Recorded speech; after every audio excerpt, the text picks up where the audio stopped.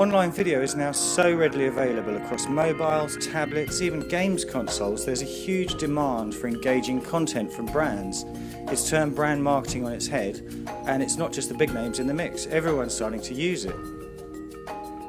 I think it varies massively from client to client about their ability to understand the power of video, and it also depends on the budgets available, though we all know that online video content is a very cost-effective medium for creating a brand presence or driving sales or whatever objective you align with that video content production. The challenge that everyone's got at the minute is we're all about content, we're all about creating content, but where do you put that content? We've now become a sort of a nation or a demographic that is very comfortable with watching online content. So I think definitely online content is the future. It's about how do you get those people to watch that online content? I think that's the challenge. Customers are really looking for ways in which they can click through from watching a video to purchase an item, and there are certain brands out there that are clearly making those steps, but I think on a more general level, if video is to really reach its potential, that's where brands need to be looking to kind of drive the next action from consumers. Clients generally are reluctant in some ways to create video because it is expensive. It's not, a cheap thing to create. There's a lot of effort that goes into it, and also it's difficult to get right. It's quite hard to get budget out of brands for this. It sits across digital, obviously, sits across communications, and it's not seen as a major part of the content strategy yet, which will change this year. Sporting events in 2012 have given brands like Nike and Adidas the biggest platform for innovation in online video. But all brands are seeing the benefit of visual media online in their marketing activities. Just the number of online viewers has skyrocketed this year, with more than 80% of the online population watching video online. We're always looking at engagement, and we're always looking at the amount of time people spend with you as a brand. And we all know that if somebody watches a piece of video content, they're going to spend more time with you. There's a wealth of online content. It's definitely effective, but it's that age-old adage of, let's create a viral video. I don't know how you create a viral video. What I do know is how you create great content that people want to watch more and more. There's no excuse for not integrating it into experiential activity. Obviously, social media. Small brands might do a gig at 100 capacity venue. Suddenly, that can go out to 100,000 people globally. It's amazing. Everyone wants that. For brands, the main benefits are that, much deeper engagement. More emotional marketing messages, or they can tell a story. Online news sites are really demanding this kind of entertaining content, and when you think about the reach of the Daily Mail online, that's hugely powerful to brands. Where video is very good, it's a very inclusive medium and a very shareable medium, which works very well for consumer brands. I think what's really interesting is there are lots and lots of stunts that people do that don't get traditional media pickup. But in having a video, there's a call to action in giving a URL.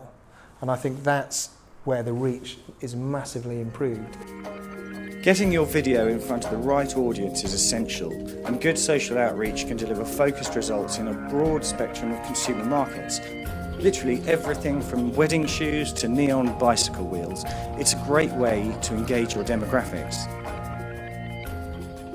For us, seeding content is about getting media partners to take the content because it's worthy of being taken by those partners, not because they've been paid money. And I think the sponsored links are fine, but actually the sort of inability to actually look at where the views came from, and that seeding in that way is totally wrong. So for us, it's about seeding the content with like-minded individuals who want it, who like the content, and who want the content because it adds value.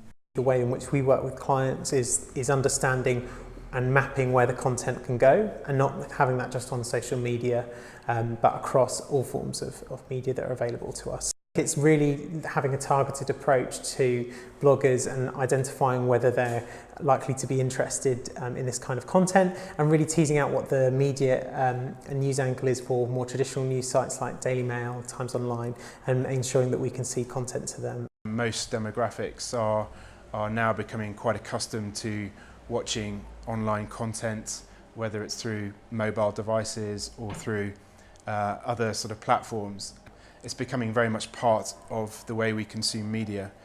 maybe a younger consumer's happier watching on a tablet, on an iPad, on the move or online, versus a slightly older consumer who's more about consuming a more traditional YouTube view that's embedded into a picture on, Mail Online. Getting the content right is one thing, but then also the big part of it is getting the content out there. So seeding is really important. I think this is one of the areas that still need lots of work and really needs to be planned when developing a campaign or creating that video content to start with. T-Mobile's Life for Sharing campaign has been hugely popular across a wide audience, while Extreme Sports has really delivered for youth and lifestyle brands. Using analytics to make sure you're reaching the right people, video content is now one of the best ways to maximise success for client campaigns. Clients want results. At the end of the day, that's what matters to them. And I think that, again, we can see that people want to consume more and more video content. If we are first off the press with an amazing piece of video content 24 hours after an event has happened, we know that we're going to get additional reach from that campaign, in the sense that, yes, everybody who came to the event will have been there, they will have experienced it with us, but if we can get our video out there the next day, the reach will be so much further. Measurement needs to go beyond just the number of YouTube hits. I think awareness is very important, and if you are getting over 1 million hits on YouTube, that can be a good thing. But I think that brands and agencies need to be working together to measure beyond that. We look at the number of key sites that we've managed to place that video content on. We look at the number of views in terms of how many times people have watched that piece of content, and we look at the sentiment attached to that piece of content. What are the comments that have been sort of driven in terms of the reaction of watching that content? We tend to use YouTube or similar platform as the place to host a video, and that is hosted in one place in that central platform. And through the analytics that YouTube and Google provide, we look at the top referring sources, where was it embedded, how many views did that generate, and then look at how that marries up with things like demographics. Once somebody's watched that piece of content, they're gone. But have you managed to pull them into your community? Have you managed to have a lasting effect on them as an individual? Are they still with you in your brand? That's the key metric of success for me. Opinions differ on how long is too long for video content. Ken Block's fuel-injected extravaganza for DC Shoes is a full 10 minutes, but it was the most watched video in July this year, hitting 23 million views in just 2 weeks on YouTube alone. It just goes to show that video content doesn't have to be short to be engaging. It just has to be worth watching.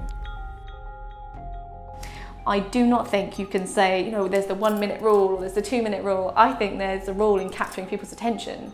My advice would be to try and keep it as short as possible, but within that shouldn't be at the cost of having a strong structure to a video. I think there is a finite period of time where consumers are looking to engage with content. It's not like watching a 30-minute TV show. It's actually about short, sharp fixes, I think. I love 3-minute, 2-minute videos. I can watch them, I can stop them, I can be interrupted, I watch it again.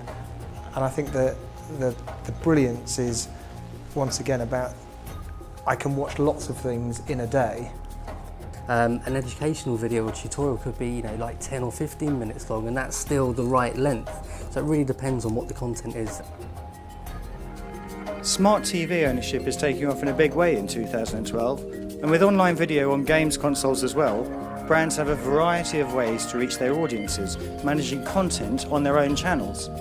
It's a huge growth area, and brands like Red Bull are leading the way, having already established a Smart TV channel in January this year.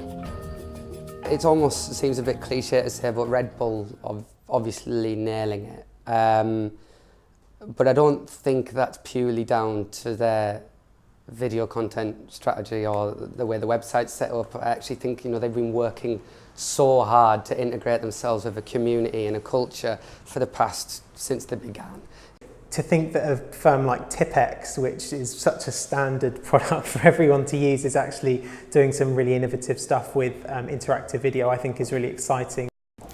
I'd absolutely say Skittles, without a doubt. I am a huge fan of videos that have clear and concise calls to action, that are responsive, that are funny, and actually tell social media stories well. And of course explains why they have one of the most engaged Facebook pages in the world ever. I think what Jamal's done at SBTV is fairly phenomenal. I think some of it's down to the brand owners and the music guys going, how do we find this youth audience? How do we find the generation X, Y, whatever we're calling them today? And Jamal's built something that has that audience. You know, the future is online and the future is about content, and naturally online video seems to be the right sort of marriage of those two things.